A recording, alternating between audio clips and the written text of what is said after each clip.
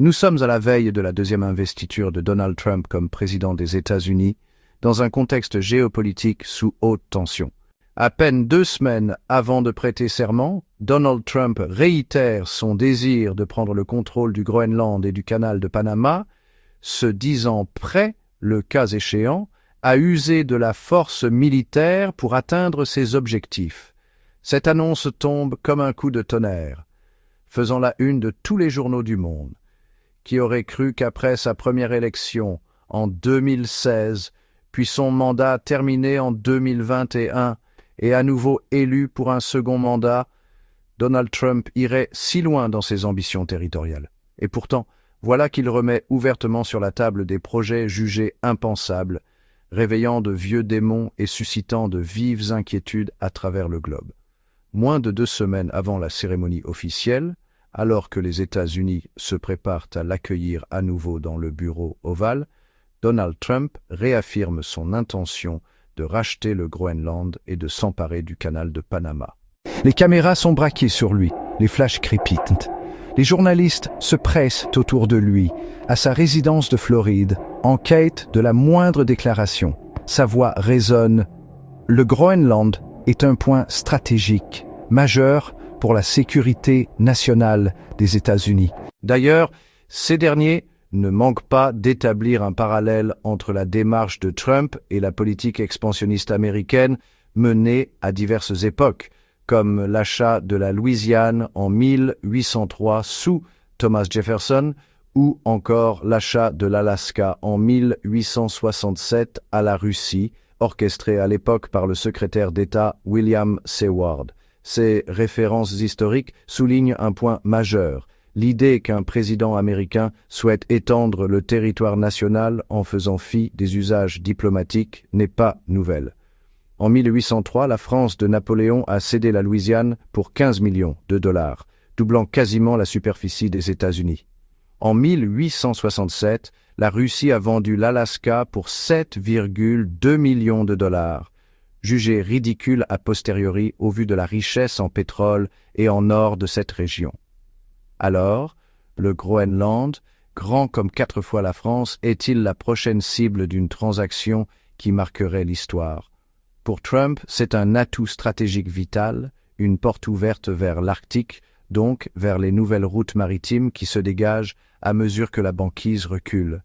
À ses yeux, il ne s'agit pas d'une lubie, c'est un investissement pour la sécurité et l'influence des États-Unis sur les décennies à venir.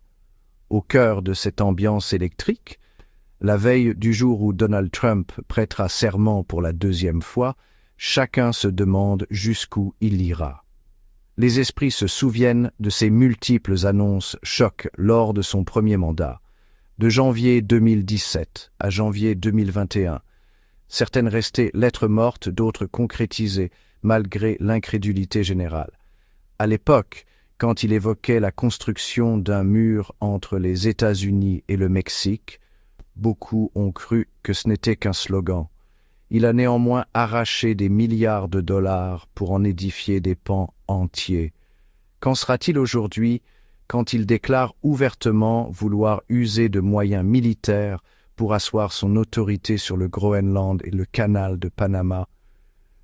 La presse se fait l'écho de ses doutes. Sur tous les plateaux télé, on débat ardemment. Est-ce que Trump bluffe? Le Congrès suivra-t-il un président si belliqueux? Qu'en penseront les alliés historiques des États-Unis, comme le Royaume-Uni ou l'Union européenne?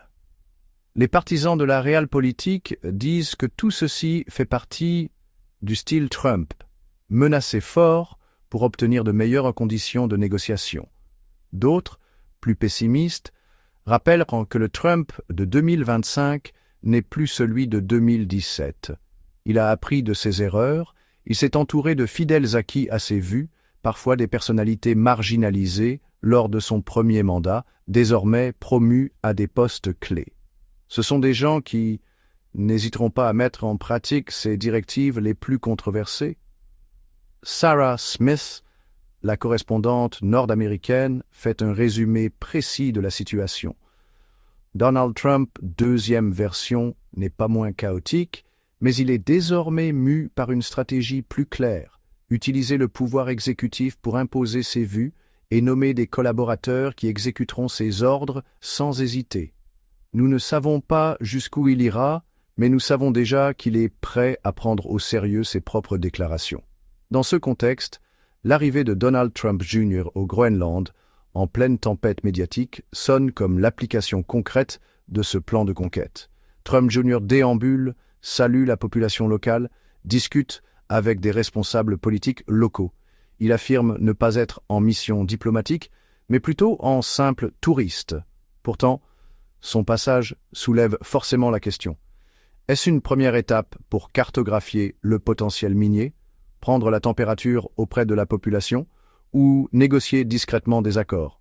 Les Danois, eux, demeurent fermes. Le Groenland n'est pas à vendre. Reste à savoir si Washington va respecter ce refus.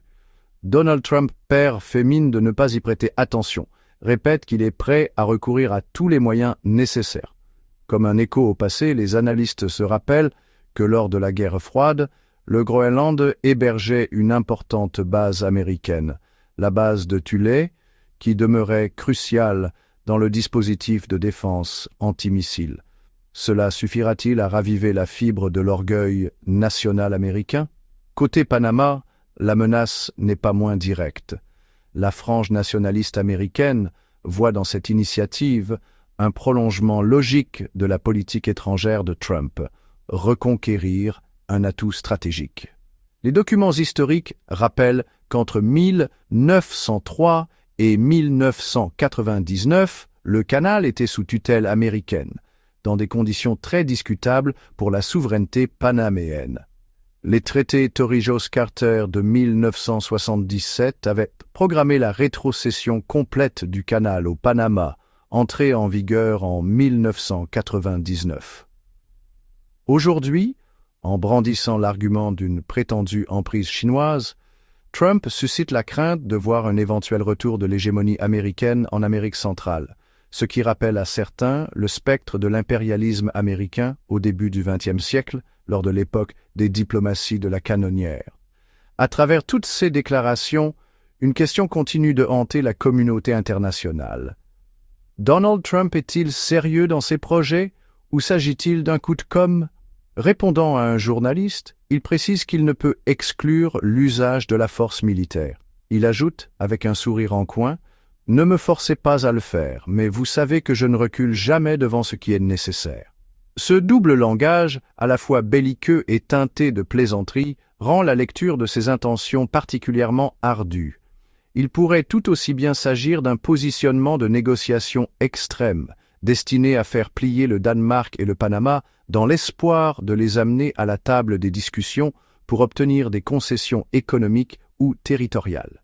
Pour les précédents historiques abondent dans ce sens. Lorsque, en 2017, il menaçait d'augmenter les tarifs douaniers sur l'acier et l'aluminium venant d'Europe, de Chine, du Canada et du Mexique, il a bel et bien mis en place ces mesures, déclenchant une guerre commerciale qui a secoué les marchés mondiaux.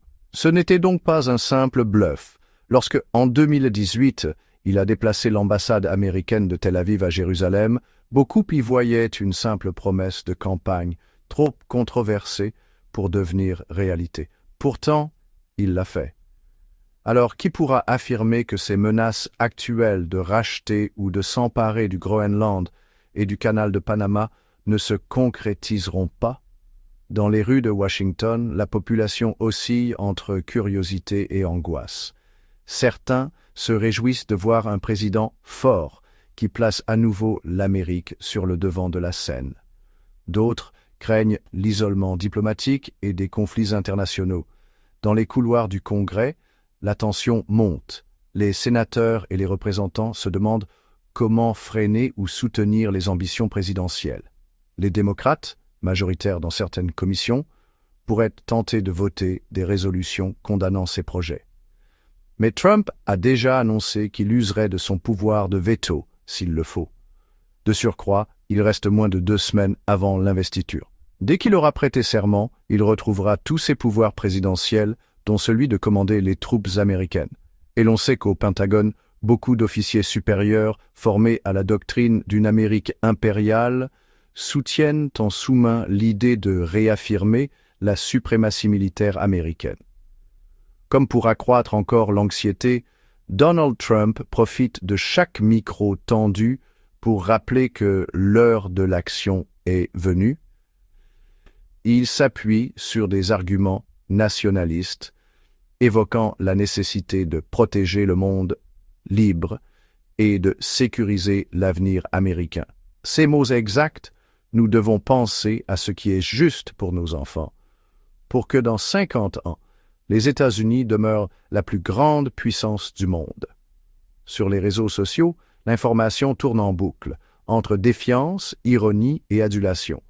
Des supporters tweetent « Greenland is ours. Retake the canal ». L'effet viral est immédiat, chacun prenant parti pour ou contre le président, sortant, entrant.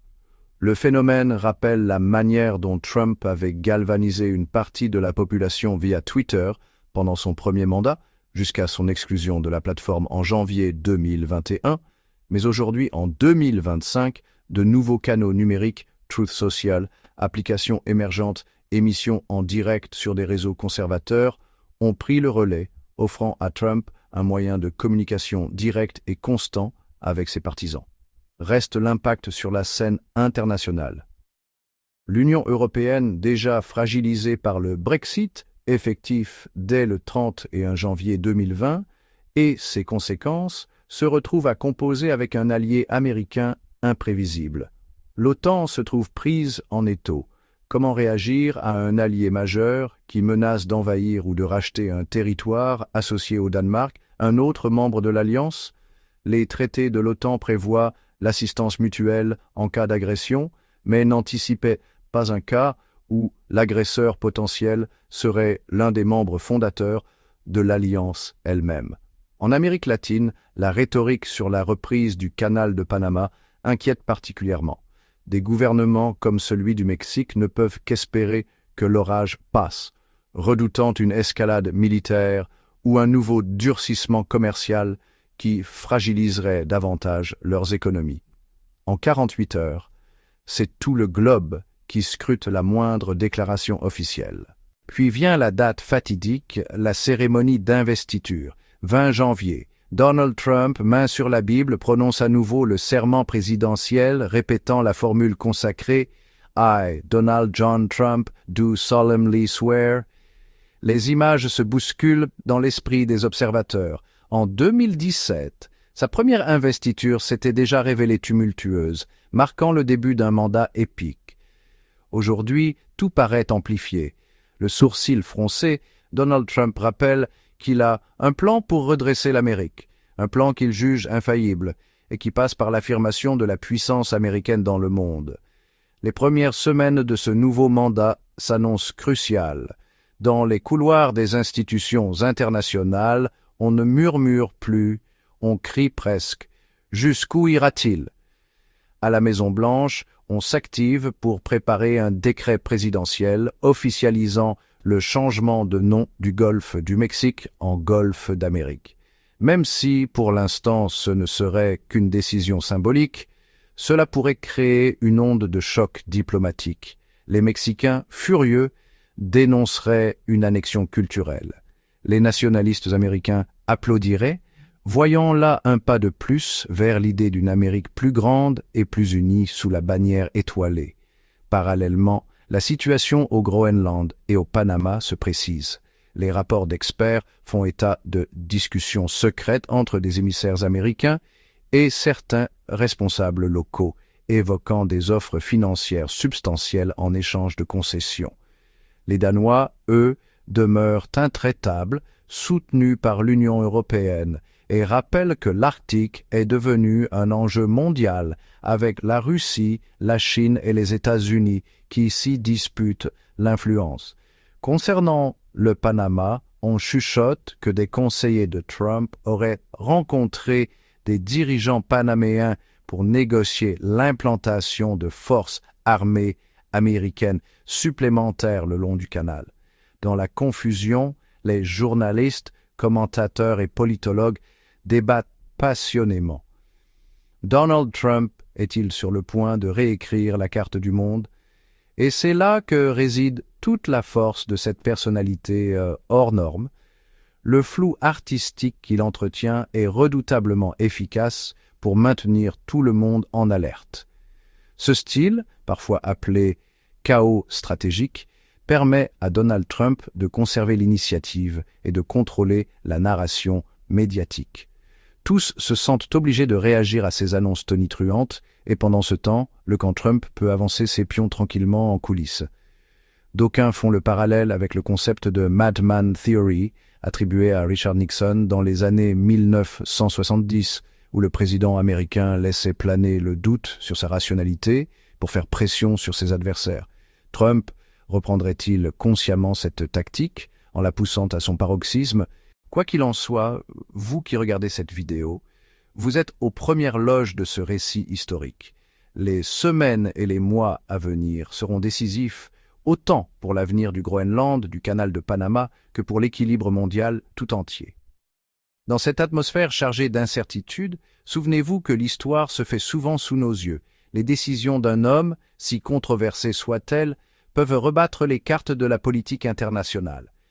Si cette perspective vous fascine et vous inquiète à la fois, c'est parce que nous sommes face à un moment charnière, un de ces tournants comme l'humanité en a connu à maintes reprises. 1789, 1914, 1945, 1989. À chaque fois, un événement improbable est venu changer la donne. Et si 2025 ou une date proche marquait un nouveau bouleversement mondial, dicté par les décisions d'un Donald Trump prêt à refaire l'Amérique à son image, en définitive, l'avenir reste à écrire. Il dépend à la fois des intentions réelles de Donald Trump, de la capacité de résistance des autres États, des contrepoids institutionnels américains et, bien sûr, de la volonté populaire. Les peuples, dans leur majorité, accepteront-ils une escalade militaire? Soutiendront-ils un réinvestissement massif dans le Pentagone pour financer d'hypothétiques conquêtes? Quid des alliances séculaires qui lient les États-Unis à l'Europe, à l'OTAN et à ses autres partenaires? Alors, surtout, partagez vos impressions dans les commentaires. Dites-moi ce que vous retenez de cette situation rocambolesque. Trouvez-vous légitime, dans un ordre mondial déjà fragilisé, qu'une grande puissance aille aussi loin dans ses ambitions? Croyez-vous que Trump, dans son second mandat, pourrait enclencher une réaction en chaîne redessinant durablement la géopolitique planétaire? Ou bien son style va-t-il se heurter à des réalités internationales infranchissables? Discutez-en, confrontez vos points de vue, nourrissez ce débat. Avant de conclure, je vous rappelle qu'il ne s'agit pas simplement d'un épisode de télé-réalité politique, mais bien de décisions susceptibles de transformer la carte du monde et d'affecter la vie de millions de personnes. Le Groenland, c'est plus de 50 000 habitants. Le canal de Panama voit transiter plus de 14 000 navires par an, représentant près de 6% du commerce maritime mondial. Changer la souveraineté de ces points clés reviendrait à faire basculer des équilibres commerciaux et militaires entretenus depuis des décennies. Alors, si ce contenu vous a interpellé, si vous voulez rester informé de toutes les évolutions possibles de ce scénario, si vous estimez que ce débat mérite d'être porté plus loin, je vous invite à agir maintenant. Réagissez dans les commentaires. Quelle est votre opinion? N'hésitez pas à laisser un pouce bleu si ce contenu vous a plu et à vous abonner pour soutenir la chaîne et poursuivre l'aventure ensemble. J'ai hâte de lire vos commentaires et de poursuivre la discussion avec vous.